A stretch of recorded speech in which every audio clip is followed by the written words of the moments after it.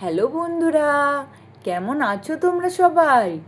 দেখো বন্ধুরা, মীরারা তো সবাই ঘুমাচ্ছে, আর মিলি মিলি তো দেখছি এদিকে উঠেই পড়েছে। মা মা, ওঠো ওঠো, আমার টয়লেট পেয়েছে, খুব জোরে পেয়েছে। মা ওঠো ওঠো ওঠো। উম, উফ, ঘুমোতেও দেয় না একটু। উফ, বাবা, সারাদিন কাজ করে ঘুমোতেও দেয় না। উফ, মা মা ওঠো। উফ, মা তো দেখছি পাশ ফিরে আবার শুয়ে পড়লো। এবার কি করি? আমার তো পেটটা খুব লাগছে, আবার একা যেতে ভয়ও লাগছে। একানো তো ভোরই হয়নি। কি করি কি করি কি করি? মা গো, না বাবা থাক, চলেই যাই। এরপরে আবার প্যান্টে না হয়ে যায়। যাই বাবা, আমি একাই যাই। এই বলে তো মিলি টয়লেটে চলে গেল। আর এদিকে তো আমাদের মীরার ঘুম ভেঙে গেল। সে উঠে মিলিকে না দেখতে পেয়ে চারদিকে খোঁজাখুঁজি করতে লাগলো।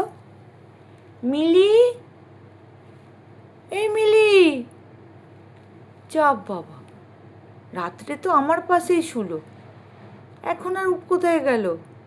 মিলি, কোথায় গেলি তুই? মিলি! এদিকে মীরার আওয়াজে তো বাকিদের ঘুমও ভেঙে গেল। মীরা, কি হলো? এত রাতে এখনো ভোর হয়নি, তুই উঠে পড়লি আবার চেঁচাচ্ছিস, কি হয়েছে?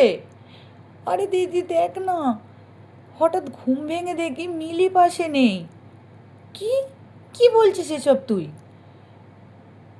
আমাদের সাথেই তো রাত্রিবেলা শুয়েছিল, এখন নেই? যা তা কি বলছিস তুই? হ্যাঁ রে দিদি, সত্যিই বলছি। আমি ঘুম থেকে উঠে দেখলাম মেয়েটা নেই, এদিক ওদিক সব জায়গায় খুঁজেছি।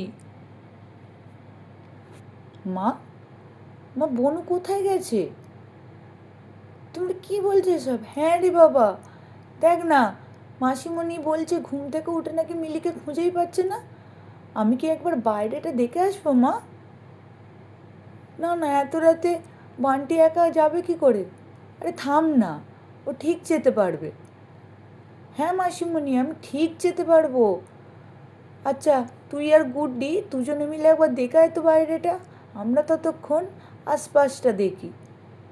তুই কি রান্নাঘরটার ওদিকটা দেখেছিস? না রে দিদি, আমার ওই দিকটা এখনো দেখতেই যাওয়া হয়নি। চ, ঠিক আছে, আমরা দুজন যাই। এই বলে মীরারা গেল রান্নাঘরে, আর বান্টি কুট্টি গেল বাইরের দিকে।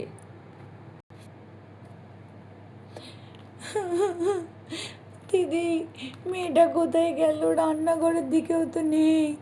আরে কাঁদিস না বোন, ও কোথাও যায়নি, এখানেই আছে।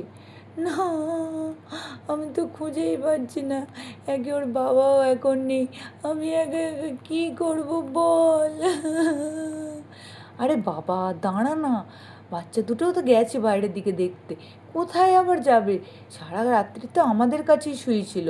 আর তুই এমন কি করে ঘুমোচ্ছিলিস যে পাশ থেকে মেয়েটা উঠে গেল আর তুই দেখতেও পেলি না? আমি কি করে বলবো, আমি তো ঘুমোচ্ছিলাম। দূর বোকামে, কাঁদিস না, আমরা ঠিক মিলিকে খুঁজে পেয়ে যাব। একটু দাঁড়া না, দেখতে দে না। আরে রান্নাঘরের দিকটাও তো দেখলাম নেই, পুকুর পাড়ের দিকটাও দেখে এলাম নেই, এখন কোথায় যাবো আর বল? এত রাত্রে, এখনও অন্ধকার, ভোরও হয়নি, ও বাচ্চা মেয়ে ওইটুকু কোথায় যাবে? আরে তাই জন্যেই তো বলছি, অত কাঁদিস না, ওকে ঠিক খুঁজে পাবো আমরা।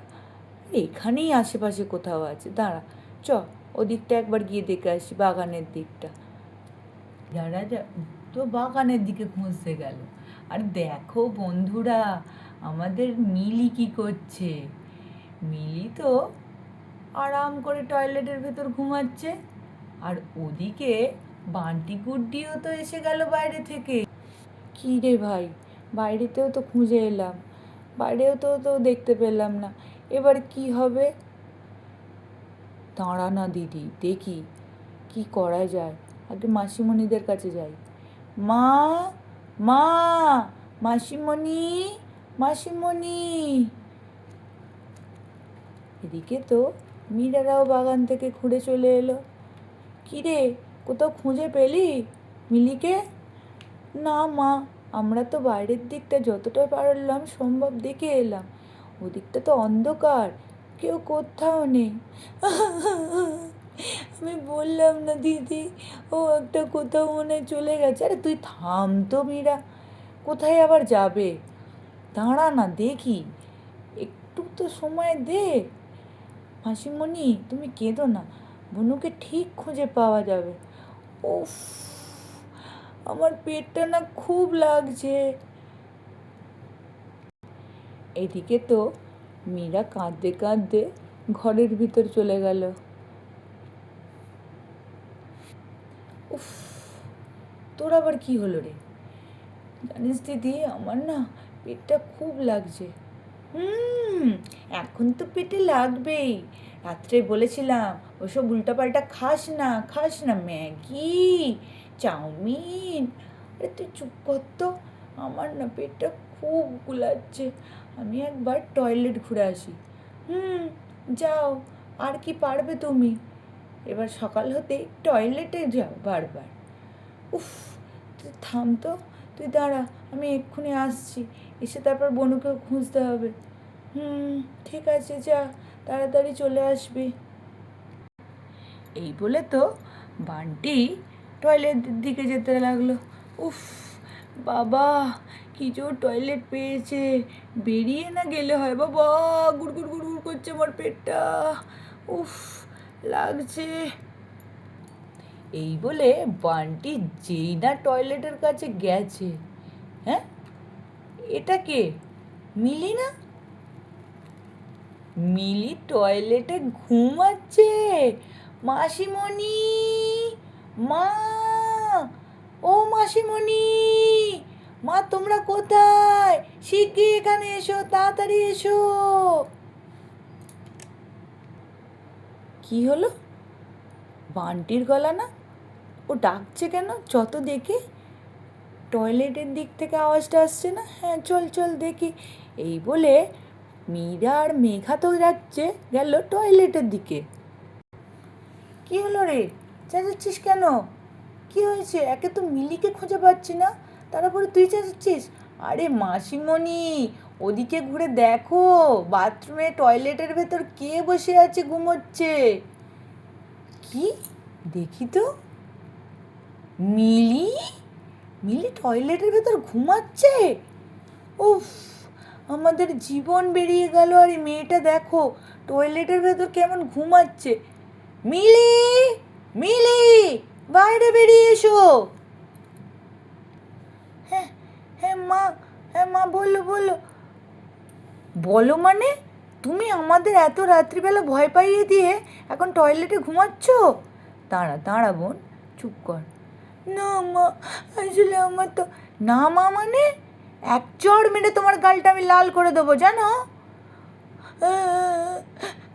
আমার তো খুব জোর টয়লেট পেয়েছিল, আমি তো তোমাকে বললাম মা, কিন্তু তুমি তো ঘুরে ঘুমিয়ে বলে উঠলেই না, আর একটু হলে আমার প্যান্টেই হয়ে যেত। আমি তো ভয়ে ভয়ে এসেছিলাম, কিন্তু কখন ঘুমিয়ে পড়েছি আমি বুঝতেই পারিনি। আচ্ছা, অনেক হয়েছে মীরা, বাচ্চা মেয়ে একা একা এত রাত্রিবেলা এসছে, ভুল হয়ে গেছে, ঘুমিয়ে পড়েছে। আয় মিলে, আয় তো আমার কাছে মা, চ, তোকে গিয়ে শুইয়ে দিই, চল চল চল আয়। মাসিমণি, তুমি ছাড়া আমায় কেউ ভালোবাসে না। আচ্ছা আচ্ছা চল। এই বলে তো মীরারা সবাই আবার গেল ঘরে। তো মীরারা তো ঘরে এসে সবাই মিলিকে চুপ করাতে ব্যস্ত। আর মেঘা তো মীরাকে খুব বকছে মিলিকে এত রাত্রে একা ছেড়ে দেওয়ার জন্য। এমন সময় মীরার ফোনটা তো বেজে উঠল।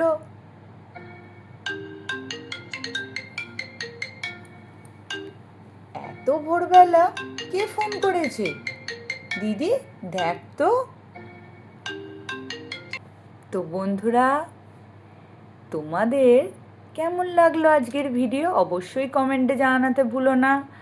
আর পরের এপিসোডে অবশ্যই চোখ রাখতে হবে। এত ভোরবেলা মীরাদের ফোনে কে ফোন করলো সেটা জানার জন্য। তো বন্ধুরা অবশ্যই চোখ রেখো মীরার সংসারে, আর লাইক অ্যান্ড সাবস্ক্রাইব করে দিও। টাটা বন্ধুরা, আবার দেখা হবে পরের এপিসোডে।